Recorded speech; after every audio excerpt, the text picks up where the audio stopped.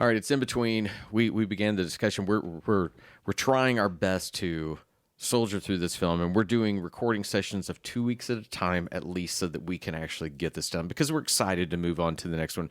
In that, as the producer who pushes the buttons and does all the things, I had to ask the guys, look, what are we talking about? Because I felt that last time our second in between needed a little more content. So here we are. We think we have a course, and Sean wants to begin with Lance a very Reddick, sad death that just occurred. Was that yesterday or day before that he actually? This is Sunday, so it happened on Friday. Oh, was it Friday? Ago, yeah. I think I just saw it Saturday morning. Yeah, Lance Reddick died. He was only 60 years old. So tell us a bit of who Lance Reddick is for people who may not know. He's an African-American actor.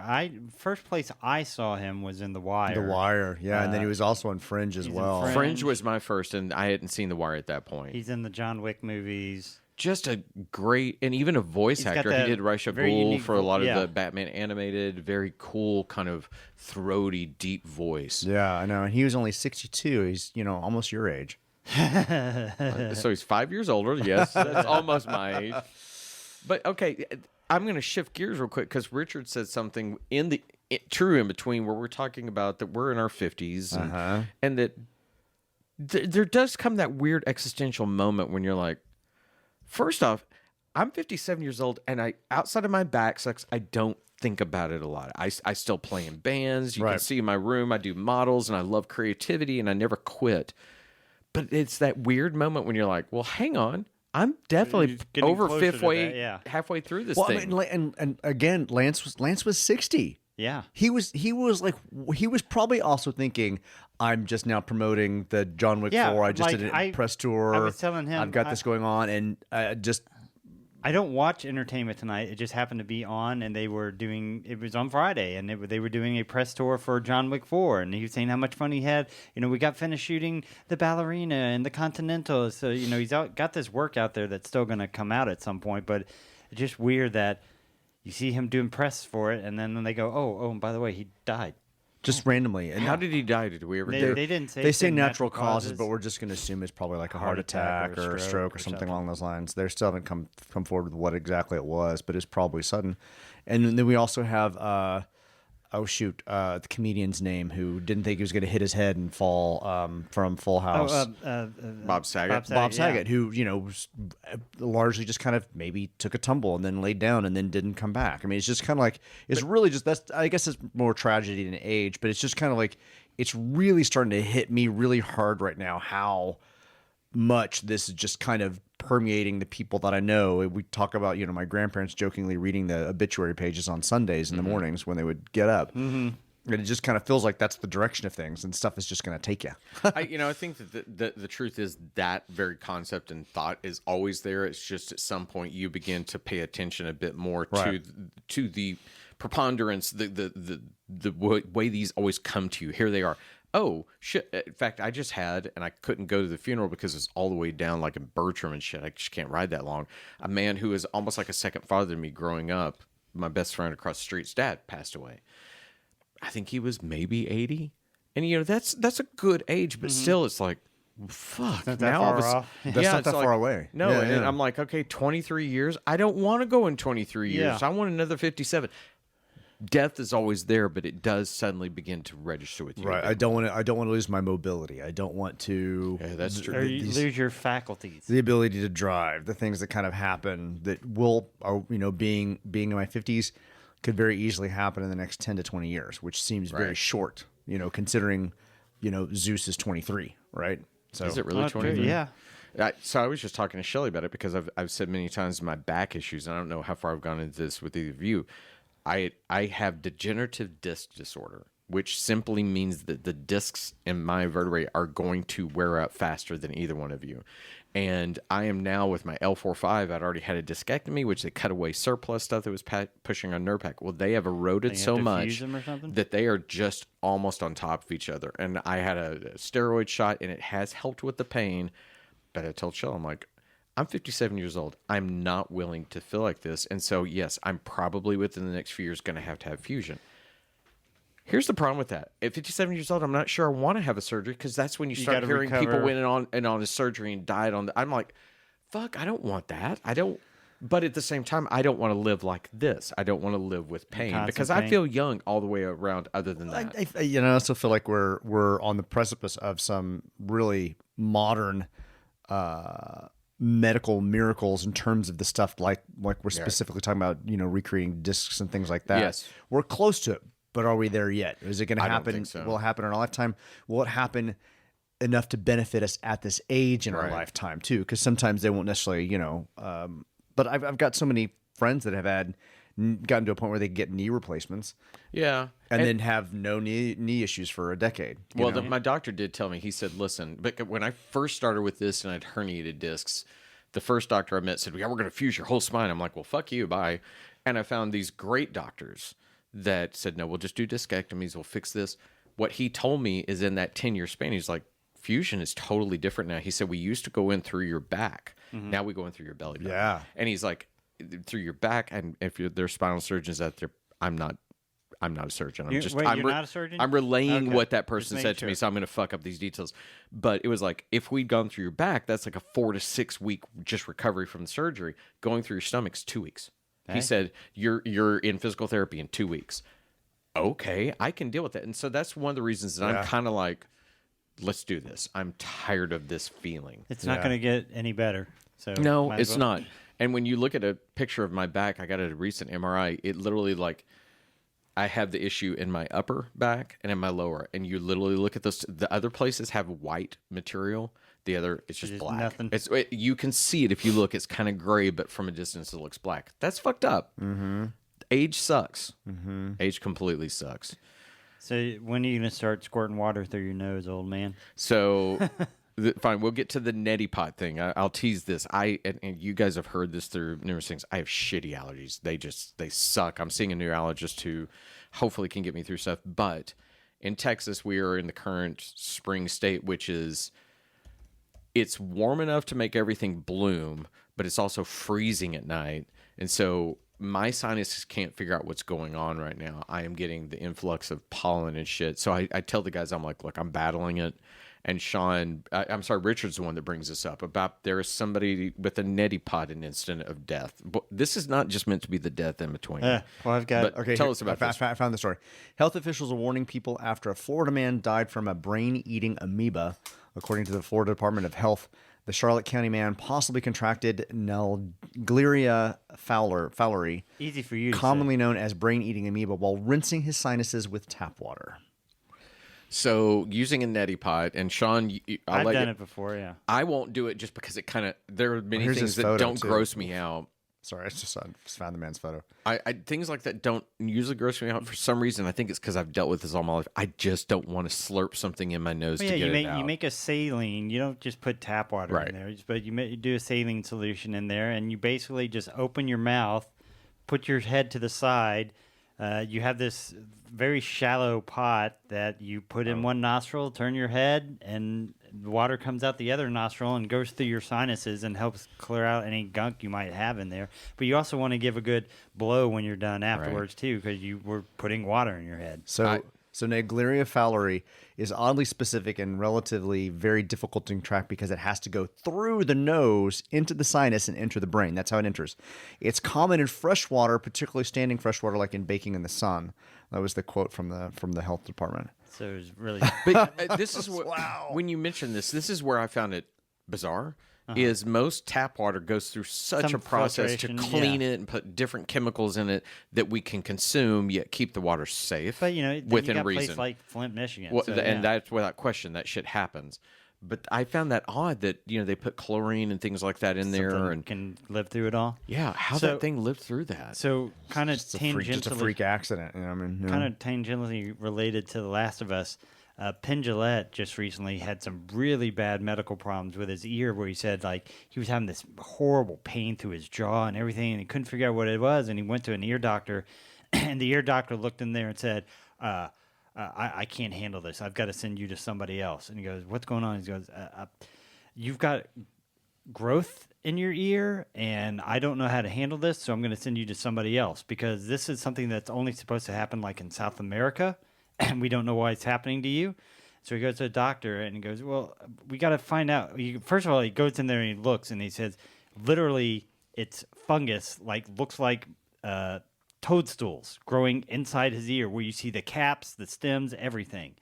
And he goes, well, the doctor goes, we've got to find out how this happens. He goes, well, what happens is he clears his ears out of all the wax religiously, so there's nothing in there. You're not supposed to do that. No, the you're wax helps kill things.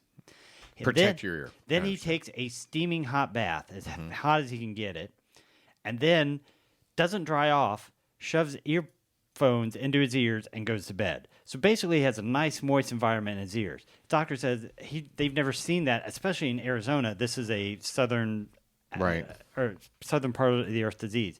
And so to get it out, basically they have to go in there and scrape it out. But he has ear problems, so they can't put antiseptic in there. They just have to do it. And they go, this is going to hurt. And he goes, all right. They go in there, do the first scrape. He says he jumps out of the chair, goes over to the table, has never done this before, like beats the wall and just goes, fuck! And meanwhile, there are people outside in the waiting room. And so it's like, got to go down, lay down. Suddenly, and there are no more people in the waiting room. They hear, this is going to be bad. It's like, all right, well, what's the solution? He's like, here's Oxy, take it. He's like, he's never had a doctor say, take these drugs, take them now. You're going to be in so much pain. And he goes, all right. He goes, let's get it done. And so they just like were scraping. And the first time they did it, he goes, that first one, he goes, so we got it all. And he goes, like, we barely touched the surface of getting it out. So like they had to go in there 7-8 times. I can't believe they didn't put him out to do that. Because they're in an office. I don't know. So to the thing of Q-tips and that whole idea, don't shove them all the way in your ear. I do use Q-tips, but only in this top part whenever I get out of the shower because I want the water out. Yeah. And I put the Just cotton there. soak it up. Yeah, just to soak it up. But the idea of shoving shit down there. What scares me, though, what you say, is I'm such a light sleeper, I now use earplugs because even our dog, Lucy, snores like a banshee, and it wakes me up all night long. Now I'm terrified. Yeah, now I'm curious about like bacterial infections developing from putting earphones in. If you're leaving the wax in there, you're not having a moist environment because you're coming from a hot bath and then jamming stuff in there. So you but people sweat with their earphones in when they run and all that kind of stuff. Yeah, but you also then you have the earwax in there to help kill anything that gets in there. He had a perfect environment of a shiny, clean, new ear that was nice and moist all night long. Ugh. Good God. I mean, the world, it is a fucked up place when... You can have mushrooms growing in your head. And of course, now these stories come out after Last of Us where we've got, fungus taking over stuff. Have you watched those videos of like ants getting I've known about that. That is fascinating shit just to watch them turn on. They just climb up the tree and just hang out and just the mold grows out of them. And you'll just look and there's like a spire of mold out of their eyeball. And Or, when you see praying mantises that have worms in their body that only come out when they get into water. So I've not seen this. The parasite will take over the praying mantis's brain and make it want to drown itself, and that releases the worm that's like 5 times the size of this mantis's body. It's just fucked. I mean, nature is so fucked up. I've never seen that. Oh, hang on. I will show you. Oh my goodness! I thought one of the fascinating things with Last of Us, and I was listening to the podcast of the creators, that the showrunner, the actual guy that did Chernobyl, that then came to this, he's the one that brought in that idea of that funguses stretch out into forests and the trees can almost communicate. That was not a part of the game. Right. And I thought that is just a fascinating idea to put in, and why it makes this not just another zombie apocalypse thing, that it's actually the earth taking over and eradicating and doing what it wants with it. That's fucking crazy. All right. So Sean's going to show us a video. So this praying mantis is in the water now, and that's its abdomen. But see that coming out? That's the parasite, that worm, that's activated by getting in the water. You can see that the mantis is still alive. Its legs are twitching, but that thing was in its belly, just commanding it to get in the water. And it just keeps coming out. So I assume that whenever that gets out, it kills the mantis. Yeah, because it's been eating everything inside it. But, Boy, especially when you think of a praying mantis as also a mean bitch insect. They can eat hummingbirds and shit. Yeah. Yeah. But Lord. Yeah. Oh my gosh. Can you imagine? I mean, It's got to feel like the best poop though when it's out. And it's like, I'm pretty sure that feels like your innards being flushed out. Going there, yeah. If you don't know Sean by now, Sean will turn everything into poop at some point. Everything comes back to whether it's flinging poop or poop talk, or it is. But yeah, I mean, raising a kid, it's natural for kids to make jokes and things about poop, but it's also natural for my wife to lose her mind if those jokes are made. It's one of the reasons that I always make sure Sean knows, don't make those jokes around Shelly. Shelly would look at you and just want to kill you. Hey, what's brown and sticky? Poo? A stick. You're disgusting. Hey, what's brown and smells like or sounds like a bell? What? Dung. All right, so on to the next subject. What can the next subject be? I have a possibility. Go, tell me. Oh, for today? Yeah, for today. I'll just get you next week. We'll save it for next week. Well, we've only been 15 minutes into this one. All right, so one of my customers in yesterday, we were talking about ChatGPT and so on. They released the new version 4. Yeah. One of the tasks that the AI was asked to do was create something, and it used an image of a napkin, and on the napkin it said, build a web page for whatever this function was, and apparently it built a web page. So it wasn't, super functional, great, but this idea that you can now tell AI to build you a web page for you, so that it's going to have access to all these small businesses that need websites with maybe not crazy functioning, but limited functioning. Squarespace is out of business. And he was talking about how the fact that ability in of itself means it could potentially put people out of work as well, people who design and do websites and so on. But the simplicity of being able to tell, a ChatGPT say, Zeus Comics needs a website, and it can just build a page for me. And I can tell it to do certain things with the site, like I move this over here, put our address at the bottom. Right. Stuff like that, and build something is crazy. It's one thing to create text and scripts and reports, and another thing. It's another thing to actually have it build something. And a web makes the most sense of this ease with which it could develop something. Two things to that. That would solve probably one of the biggest banes of my existence, which is having the website for the band. And I don't know if Chris sees this, because Chris runs your website, but he probably natively built that. He didn't use something like Wix or anything, did he? No, he didn't. Okay, good. Yeah. Well, I work with coders. I am not a coder, so I just use Wix. And I will tell you, one of the worst things that you get spammed about when you have that. Hi, my name is Richard. I do all kinds of analysis of sites like yours, and your site's not registering on Google. I get 3 of those emails a fucking day. I get those emails as well. Do you? Yeah, I do. It drives me insane to the point that on my contact form, I'm about to put "Do not message me." I fucking care. I think those contacts are probably actually generated from like Network Solutions or somewhere like that. But no, it's a common thing to get. But just this idea that you would be able to tell an AI. That's where I'm compelled by to that. build something for you on a page, on a site, right? Now, what language it uses, whether it's using a cobbled of But how easy would that be to teach that AI how to build a correct page so that when Google scrapes it, that it does register correctly for whatever. Or being able to actually tell it use a popular program. What's a popular website building program? WordPress. Tell the AI Wix, rather than have to mess with WordPress, right. You literally have it building it in WordPress for you. Now, the other thing I was going to say about ChatGPT is that Abby, my daughter, anytime she writes something, I am her sounding board. She'll say, "Okay, can I read this to you? Does it sound okay?" And she said, "Do you know what I found out the other day? Have you heard about this ChatGPT?" And I said, "Well, as a matter of fact." It's funny you should mention it. And I said, "Sean," and she went, "Oh," which she knows Sean being one of my oldest friends and longest